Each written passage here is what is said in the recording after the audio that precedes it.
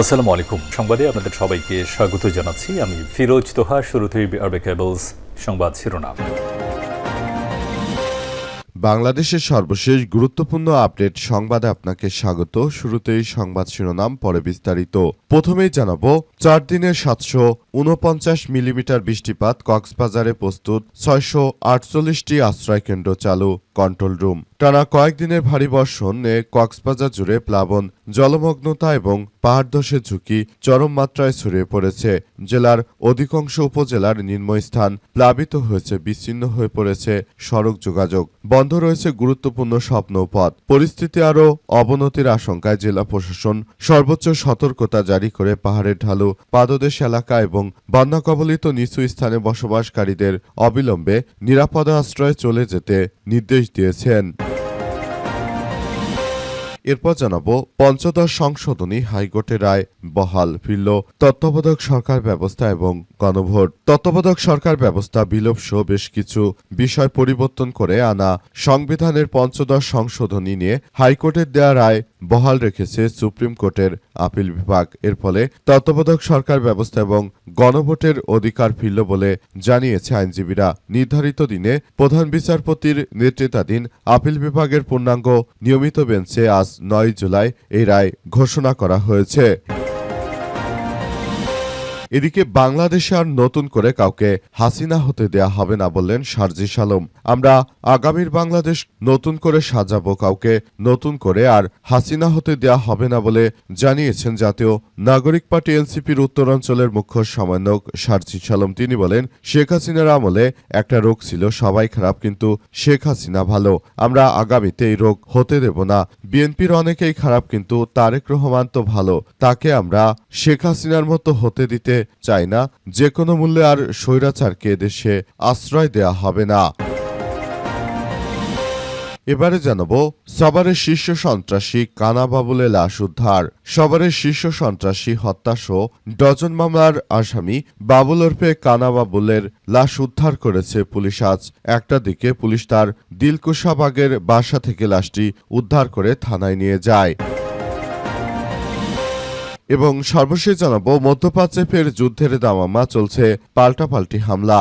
যুক্তরাষ্ট্র এবং ইরানের মধ্যে যুদ্ধবিরতি কার্যত ভেঙে পড়ার পর ইরানের বিভিন্ন এলাকায় নতুন করে বিমান হামলা চালিয়েছে মার্কিন বাহিনী। এই হামলাকে জুনের মাঝামাঝি যুদ্ধবিরতি সমঝোতা স্মারক স্বাক্ষরের পর সবচেয়ে বড় সামরিক উত্তেজনা হিসেবে দেখা হচ্ছে। মার্কিন যুক্তরাষ্ট্রের প্রেসিডেন্ট ডোনাল্ড ট্রাম্পের নির্দেশে মূলত এই ভয়াবহ বিপর্যয় নেমে এসেছে। তিনি নতুন করে এই বিপর্যয়টি আসলে খারাপের দিকে নিয়ে যাচ্ছেন। প্রিয় দর্শক, এতক্ষণ শুনছিলেন সংবাদ শিরোনাম, এবারে বিস্তারিত। তবে তার আগে বন্ধুরা, অনুরোধ থাকবে এই সংবাদটিতে একটি লাইক দিন। এই চ্যানেলে আপনি নতুন হয়ে থাকলে আমাদের সংবাদটি দেখতে দেখতে চ্যানেলটি সাবস্ক্রাইব করে রাখুন। কমেন্ট করে বন্ধুরা আপনার মূল্যবান মতামত জানিয়ে দিন আপনি বিশ্বের কোন দেশ থেকে বা বাংলাদেশের কোন স্থান থেকে আমাদের সংবাদটি দেখছেন এবং শুনছেন। আর বন্ধুরা, সংবাদটি আপনার সোশ্যাল মিডিয়া ফেসবুকে শেয়ার করে বন্ধুদেরও দেখার সুযোগ করে দিন। গাজা যুদ্ধে আপনি যদি নিরীহ ফিলিস্তিনিদের ভালোবেসে থাকেন বন্ধুরা, কমেন্টে ইয়েস লিখে পুরো বিশ্ববাসীকে আমাদের এই তাজা আপডেটটি দেখার সুযোগ করে দিন। এবারে বিস্তারিত। 4 দিনে 749 মিমি বৃষ্টিপাত, কক্সবাজারে প্রস্তুত 648টি আশ্রয়কেন্দ্র চালু, কন্ট্রোল রুম। টানা কয়েকদিনের ভারী বর্ষণে কক্সবাজারের প্রায় এলাকায় প্লাবন এবং জলমগ্নতা ও পাহাড় ধসের ঝুঁকি চরম পর্যায়ে পৌঁছেছে। জেলার অধিকাংশ উপজেলার নিম্নাঞ্চল প্লাবিত হয়ে গেছে, বিচ্ছিন্ন হয়ে পড়েছে সড়ক যোগাযোগ, বন্ধ রয়েছে গুরুত্বপূর্ণ সব নৌপথ। পরিস্থিতি আরও অবনতির আশঙ্কায় জেলা প্রশাসন সর্বোচ্চ সতর্কতা জারি করে পাহাড়ের ঢালু বা পাদদেশ এলাকায় বন্যা কবলিত নিচু স্থানে বসবাসকারীদের অবিলম্বে নিরাপদ আশ্রয়ে চলে যেতে মাইকিং করছে। এক্ষেত্রে বিশেষ করে জোর দিয়ে অনেককে নিরাপদে সরানো হচ্ছে।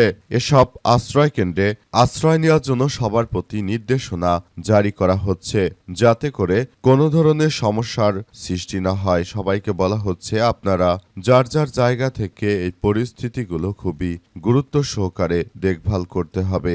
যে কোনো মূল্যে এই সমস্যাগুলোকে সমাধান করার মধ্য দিয়ে মূলত এগিয়ে আসতে হবে বলে উল্লেখ করা হয়েছে। আরও উল্লেখ করা হয়েছে যে যাতে করে এই সমস্যা মোকাবেলা করা যায় সেজন্য সরকার ও প্রশাসনকে সর্বাত্মকভাবে সহযোগিতা করতে হবে। যদি কেউ মনে করে যে বিপর্যয় আরও বাড়তে পারে তাহলে তারা যেন দ্রুততম সময়ের মধ্যে এসব আশ্রয় কেন্দ্রে নিজ নিজ বাড়ি ছেড়ে চলে আসে, কারণ সেখানে তাদের জন্য যথাযথ খাবার তারপর বিভিন্ন ব্যবস্থা রাখা হয়েছে। তাই সবাইকে এসব বিষয়গুলো খুবই গুরুত্ব সহকারে মেনে চলার জন্য আহ্বান জানানো হয়েছে। হাইকোর্টের রায় বহাল ফিরল তত্ত্বাবধায়ক সরকার ব্যবস্থা এবং গণভোট। তত্ত্বাবধায়ক সরকার ব্যবস্থা বিলোপসহ বেশ কিছু বিতর্কিত বিষয় চালু করেছিল শেখ হাসিনা। সেটি পরিবর্তন করে আনা সংবিধানের ৫০ সংশোধনী নিয়ে হাইকোর্টে দেওয়া রায় বহাল রেখেছে সুপ্রিম কোর্ট। আজ সুপ্রিম কোর্ট থেকে নতুন করে এই রায়ের বিষয়ে বহাল তবিয়ত রাখা হয়েছে। এর ফলে তত্ত্বাবধায়ক সরকার ব্যবস্থা ও গণভোটের অধিকার ফিরল বলে জানিয়েছে আইনজীবীরা। নির্ধারিত দিনে প্রধান বিচারপতি নেতৃত্বাধীন আপিল বিভাগ পূর্ণাঙ্গ এবং নিয়মিত বেঞ্চ এ রায় ঘোষণা করে। এর আগে তত্ত্বাবধায়ক সরকার ব্যবস্থা বিলোপ সহ বেশ কিছু বিষয়ে পরিবর্তন করে আনা সংবিধানের ৫০ সংশোধনী নিয়ে করা আপিলের উপর শুনানি শেষ হয়েছে। এ বিষয়ে বৃহস্পতিবার রায় ঘোষণার জন্য দিন ঠিক করে আপিল বিভাগ। এর আগে গত ৬ জুলাই থেকে টানা ৩ দিন আপিল বিভাগের শুনানি অনুষ্ঠিত হয়। এই আপিলে আবেদন করেন পক্ষভুক্ত হন বিএনপির মহাসচিব মির্জা ফখরুল। এ মামলায় আদালতে শুনানিতে অংশ নেন অ্যাটর্নি জেনারেল রুহুল কুদ্দুস কাজল এবং আইনজীবী শরীফ ভূঁইয়া ও শিশির মনির। গত ১৩ নভেম্বর হাইকোর্টের রায়ের বিরুদ্ধে আপিলের অনুমতি দেয় আপিল বিভাগ। এরপর আপিল শুনানি শুরু হয়। এরও আগে ৫০ সংশোধনী নিয়ে হাইকোর্টের দেওয়া রায়ের বিরুদ্ধে ৩টি আপিল করা হয়। সুশাসনের জন্য নাগরিক সুজনের সম্পাদক বদুল আলম মজুমদার সহ ৪ ব্যক্তি একটি এবং নওগাঁর বাসিন্দা মোফাজ্জেল হোসেন অন্য আপিলটি করেন। এছাড়াও জামাত ইসলামের সেক্রেটারি জেনারেল মিয়া গোলাম পরোয়ারের জন্য একটি আপিল করেন। এর মধ্যে সুজনের সম্পাদক সহ ৪ ব্যক্তির করা আপিলের উপর শুনানি শুরু হয়। তাদের পক্ষে শুনানি করেন জ্যেষ্ঠ আইনজীবী শরীফ ভূঁইয়া। সঙ্গে ছিলেন আইনজীবী কারিশমা জাহান, রাষ্ট্রপক্ষে attorney general barrister Mohammad Ruhul Quddus Kajal, অতিরিক্ত অ্যাটর্নি জেনারেল ব্যারিস্টার অনিকার হক উপস্থিত ছিলেন। জামাতের সেক্রেটারি জেনারেলের পক্ষে ছিলেন জ্যেষ্ঠ আইনজীবী মোহাম্মদ শিশির মনির এবং অন্য আপিলকারীর পক্ষে ছিলেন আইনজীবী এএসএম শাহরিয়ার কবির। বাংলাদেশ আর নতুন করে কাউকে হাসিনা হতে দেয়া হবে না বলে সার্জিস আলমের হুঁশিয়ারি। শেখ হাসিনা বাংলাদেশে যে স্বৈরতন্ত্র কায়েম করেছিল, নতুন করে বিএনপির প্রধানমন্ত্রী তারেক রহমান দেশে নতুন করে তিনি যদি স্বৈরতন্ত্র কায়েম করতে চান সেটিকে আর হতে দেয়া হবে না। তাকে নতুন করে আর হাসিনা হতে দেয়া হবে না বলে জানিয়েছেন সার্জিস আলম। তিনি বলেন, বাংলাদেশটাকে সুন্দরভাবে গড়ে তুলতে সেদিন ৫ই আগস্ট শিক্ষার্থীরা রক্ত দিয়েছিল। আর হুট করে বিএনপি সরকার ক্ষমতায় এসেই তারা তাদের মতো করে আবারও রাষ্ট্রকে একটি ফ্যাসিবাদী মোড়কে নতুন করে উন্মোচন করবে, সেটি আমরা হতে দেব না। তিনি বলেন, আর বাংলাদেশে হাসিনা হওয়ার কোনো সুযোগ নেই। বাংলাদেশে যারাই রাজনীতিতে আসছেন বা রাজনীতি করার স্বপ্ন দেখেন তাদেরকে জনগণের হয়ে রাজনীতি করতে হবে। স্বৈরাচারী এদেশে আর হতে দেওয়া হবে না বলে কঠোর হুঁশিয়ারি দিয়েছেন তিনি আরো জানান, বাংলাদেশটাকে সুন্দরভাবে গড়ে তোলার মধ্য দিয়ে আমরা ভবিষ্যতের একটি সমৃদ্ধির বাংলাদেশ গড়ে তুলতে চাই, যে বাংলাদেশে কোনো হানাহানি, মারামারি বা কোনো ধরনের সমস্যা থাকবে না, এমন একটি সমৃদ্ধির বাংলাদেশ আমরা গড়ে তুলতে চাই বলে জানিয়েছেন তিনি আরো জানিয়েছেন যে দেশটাকে সুন্দরভাবে গড়ে তোলার মধ্য দিয়ে আমাদের সবাইকে এগিয়ে আসতে হবে। নতুন করে বাংলাদেশটাকে সুন্দরভাবে গড়ে তোলার মধ্য দিয়ে আমরা আসলে ভবিষ্যতের একটি সুন্দর ও সম্প্রীতির বাংলাদেশ গড়ে তুলতেই এমন কার্যক্রম গ্রহণ করেছি বলে উল্লেখ করা হয়েছে। সাভারের শীর্ষ সন্ত্রাসী কানা বাবুলের লাশ উদ্ধার। সাভারের দীর্ঘ দিন ধরে আলোচিত শীর্ষ সন্ত্রাসী হত্যাসহ ডজন মামলার আসামি বাবুল ওরফে কানা বাবুল ৫৫ লাশ উদ্ধার করেছে পুলিশ। আজ ১টার দিকে পুলিশ তার দিলকুশা বাগের বাসা থেকে লাশটি উদ্ধার করে থানায় নিয়ে আসে। সম্প্রতি দীর্ঘ হাজতবাসের পর জামিনে মুক্তি পান তিনি। সাভার মডেল থানার ওসি তদন্ত নূর মোহাম্মদ জানান যে কানা বাবুলের বিরুদ্ধে নানা অভিযোগে একাধিক মামলা রয়েছে।